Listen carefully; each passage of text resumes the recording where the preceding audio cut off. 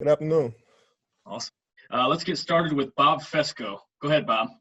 Hey, Ty, what's up, my man? How you doing? Hey, how you doing? Good. Good, man. Hey, what were your thoughts when you saw that Pat was rated as the fourth best player in the NFL by the players yesterday? I couldn't believe it. I'm not that surprised. When players are voting for these things. So, and Pat has been, handling his business since he's gotten the league. So maybe he don't have that many fans in the league, but I'm sure he's motivated. I know a lot of his teammates are motivated as well. We all feel like he's not only the best player in the NFL, but one of the best teammates as well. Let's go to Sam McDowell. Go ahead, Sam.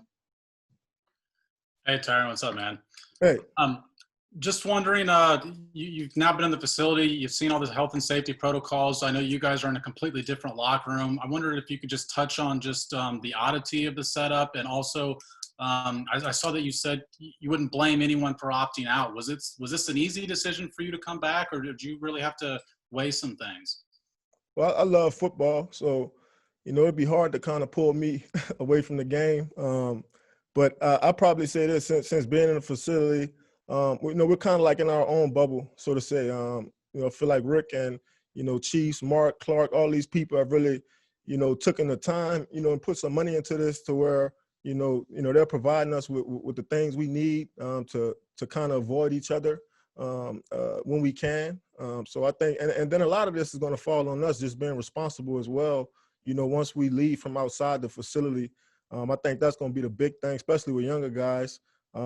So I'm more than sure I'll be preaching that all season, just trying to keep everybody, focused. Let's go to Ruth Biggest. Go ahead, Ruth. Hi, Ty. Wanted to find out two things real quick. One, where you're at with the whole vote movement that you spoke about earlier. And then the second is you're always doing such great stuff in the community. Wonder, what you're looking at, lay of the land as we move into season.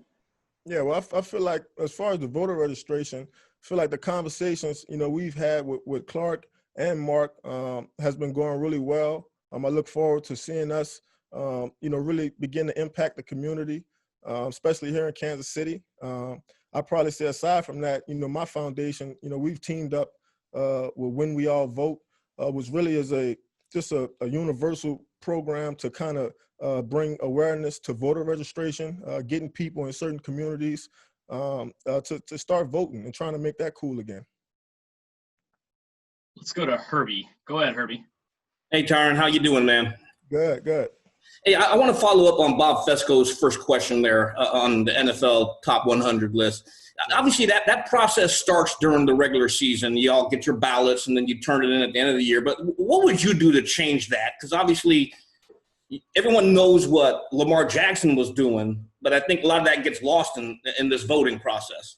Yeah, I feel like a lot of guys, we don't watch that much TV, so when we do, we can kind of get caught up into whoever ESPN is saying is, having a really good season.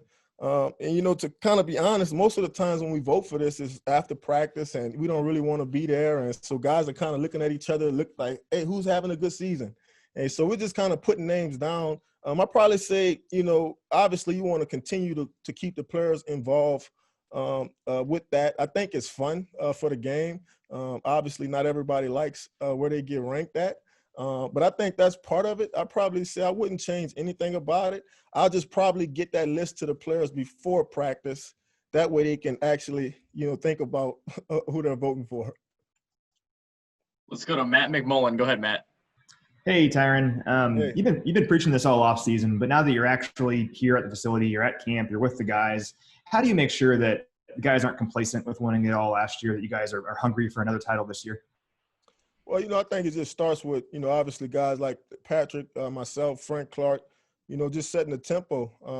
Obviously, I feel like, I'm extremely motivated. Obviously, I feel like there's so much more that we could really achieve on an individual level, on a team level. I feel like defensively, we still aren't, talked about in the breadth that I would like. So I'm extremely motivated to kind of keep my guys chipping away at it. And we're constantly trying to set a standard that everybody's going to respect. And so I'm hoping the young guys that we added and some of the veterans we've added could kind of, help bring, that swagger to the room. Let's go to Nate Taylor. Go ahead, Nate. Hey, Tyrann, thanks for doing this, man. Good to see you. I know that because you have children, much like some of the guys who have decided to opt out, you have to put that as part of your equation as to how you're going to handle this when you leave the facility. I just wonder what your plan is and what the team has sort of explained to you about how to keep both you and your family safe throughout this process once you leave sort of the Chiefs bubble setup.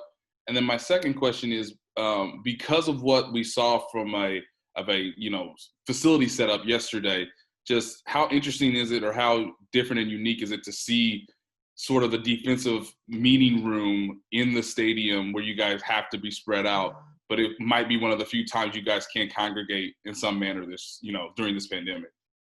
Yeah, I think the most important thing, especially once we leave, the building, is just prioritizing, understanding, what's our responsibility, not only to ourselves and to our families, but to our teammates. So, obviously you want to, if you have a job and you have the opportunity to go make your money, then you should go do that. But you should go straight home afterwards. You really shouldn't, leave your home, especially without a mask. You definitely shouldn't leave your home to go, congregate with, lots of people. So I probably say that's the biggest emphasis is to, let's just focus on football. Let's just focus on our families, and let's try our best to kind of limit, the access, we have to other people. I'll probably say this, going into the facility, especially the stadium, the meeting rooms yesterday, I feel like everything is where it's supposed to be. I feel comfortable. Feel like there's enough space. Obviously, you kind of get lost looking for people sometimes in a room. But other than that, for me, it's hard to complain. I'm really, really happy. I'm excited. I feel blessed. I feel fortunate to be standing here, to have this job, to be making the money I'm making. So I'm not really in a position to kind of point fingers, tell people this and that. I'm reluctant. I'm happy, grateful. Let's go to Greg Eklund. Go ahead, Greg. Hey, Tyrann, how you doing? I wanted to ask you because before you came to Kansas City, you were with Houston, and everything in the opener, that's the target. Houston is the opener. And do you sense from being there and being in Kansas City now and from the two meetings last season that this is kind of a rivalry that's shaping up much in the way that the Colts and the Patriots had through the years? Well, yeah, for sure. I spent the season with, DeShaun Watson, and, I feel like, being with Patrick last season, both of those guys are pretty similar into what they bring to their team. Obviously both of them are the franchise guys, and both of them are highly competitive. They come in the building with the right spirit, the right attitude. They work the right way. And obviously they have the talent to lead a football club. And I think anytime you have two guys like that in that position, in the same conference, it's going to be special, especially once you talk about getting into playoff football and championship football. I wouldn't mind playing against DeShaun Watson in big games. Feel like he's one of those players that brings it out of you. He makes you prepare the right way, and I'm sure Patrick does that as well for a lot of people. Let's go to Pete Sweeney. Go ahead, Pete. Hey, thanks, Tyrann, for taking some time with us. I just have two quick ones. First, going back to the NFL Top 100, even in the All-Pro list, you ended up taking what was a 4-year break. And I just was wondering, do you think that there was anything different that happened with you last year that led to this elite level of play, like something that you could zone in on? And then my second one was, what are your expectations for Juan Thornhill, who's your running mate now, in his return this year? Yeah, I'm not sure. For one, I find any little reason to motivate myself. I can tell myself anything and spin it in my head anyway. So, I don't really care too much about the top 100 unless I make myself care. I'm highly motivated to prove to everybody that I'm one of the best, players in this game. And I still have that motivation. I'll probably say my hope for Juan is that, obviously he take it easy. He don't put any, extra stress on himself. Obviously, he plays for a good football team, and I think we have the ability to play late into the season.